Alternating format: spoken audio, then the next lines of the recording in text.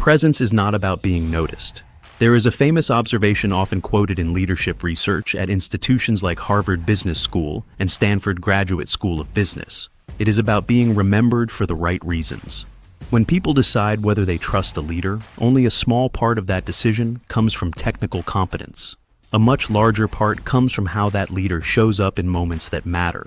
How they speak, how they listen, how they handle pressure, and how they make others feel about the future. That is what we call executive presence. Many people think executive presence is about charisma. Some believe it is about confidence, appearance, or speaking loudly in meetings. But executive presence is none of those things by itself. It is not about personality, it is not about ego, and it is certainly not about authority. Executive presence is the ability to create trust, clarity, and confidence in others, especially when things are uncertain. Let me begin with a simple story. In 2014, when Satya Nadella became the CEO of Microsoft, the company was still powerful, but internally divided. Teams competed with each other rather than collaborating. Innovation had slowed. Many leaders believed the company needed aggressive leadership and radical control.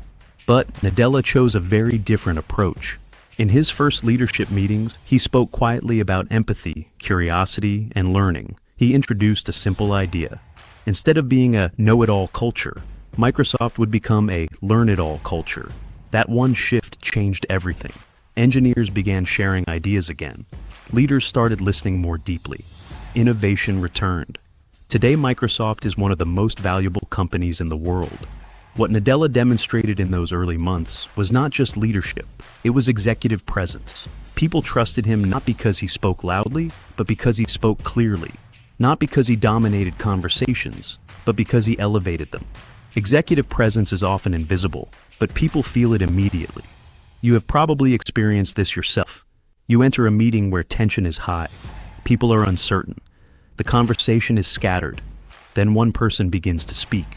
Their voice is calm, their thinking is structured, their words bring clarity. Suddenly the room becomes quieter. People begin listening. That moment, that shift in energy, is executive presence. Leadership research from Wharton School often describes executive presence as a combination of three forces: credibility, composure, and connection. Credibility means people believe you know what you are talking about. Composure means you remain calm when situations become difficult. Connection means people feel respected and understood in your presence.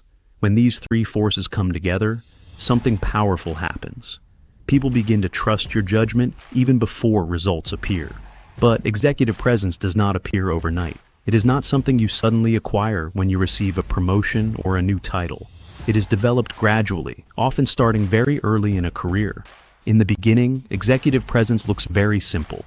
It starts with reliability, doing what you promise, meeting deadlines, being prepared when others are not. When people consistently see you deliver quality work, they begin to trust your competence. Competence is the first foundation of executive presence, but competence alone is not enough. Many highly capable professionals remain invisible in organizations because they never learn how to communicate their thinking clearly. Executive presence grows when clarity meets confidence. Leaders learn to explain complex ideas in simple language. They speak in structured thoughts. They help others understand not only what to do, but why it matters. Another key element is listening. One of the most underestimated leadership skills is the ability to listen deeply. Leaders with executive presence listen for patterns, emotions, and assumptions behind what people are saying. They ask thoughtful questions. Questions signal curiosity and respect. And curiosity often leads to better decisions. Then comes composure. Real executive presence often appears during difficult moments. When projects fail, when pressure rises, when uncertainty spreads through a team. Leaders who panic amplify the problem.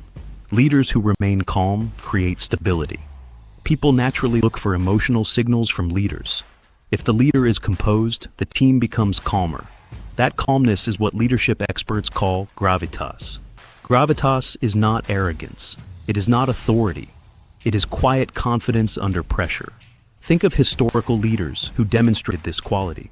Nelson Mandela spent 27 years in prison. When he emerged, he did not speak with bitterness. He spoke with dignity and reconciliation. That emotional strength created enormous moral authority. People trusted him because